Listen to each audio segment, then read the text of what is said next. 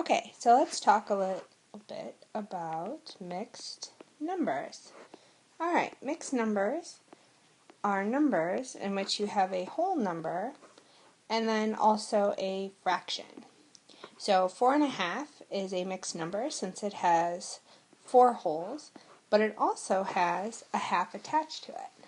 So when we think about whole numbers, we would have 4 wholes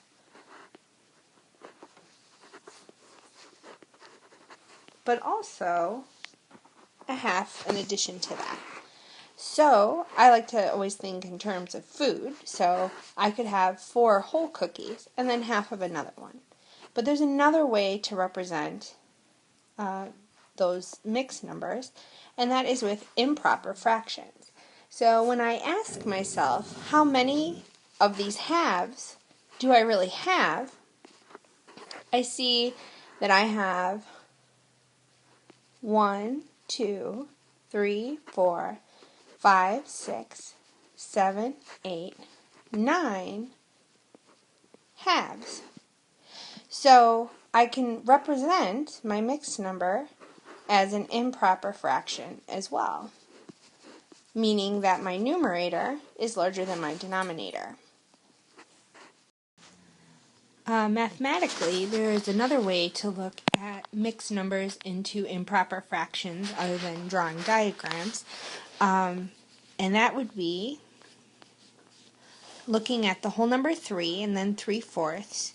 How can I quickly determine how many fourths I really have, other than drawing perhaps a diagram or model? So to do that, I'm going to take these numbers and cartwheel around and take my denominator, multiply it to my whole number. 4 times 3 is 12. And then add on to that part, those 3 parts I already had. So 4 times 3 is 12. 12 plus 3 would be 15. So I have 15 pieces of those fourths, 15 fourths. And that's my improper fraction. So looking at another example,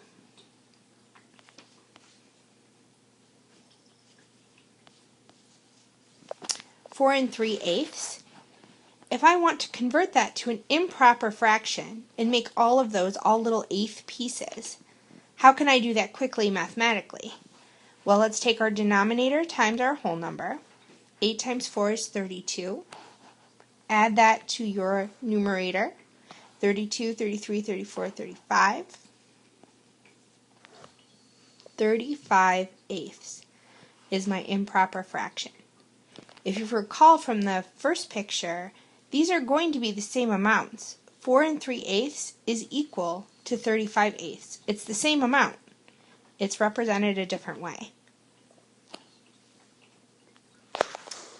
Alright, so grab your pencils and let's try some examples.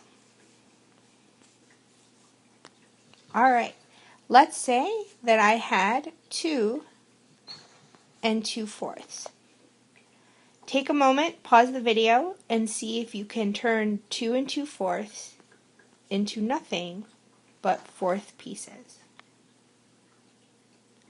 Okay, so hopefully what you did when you paused it was you took 2 times 4, which is 8, added those 2 pieces you already had to realize you had 10 fourth pieces.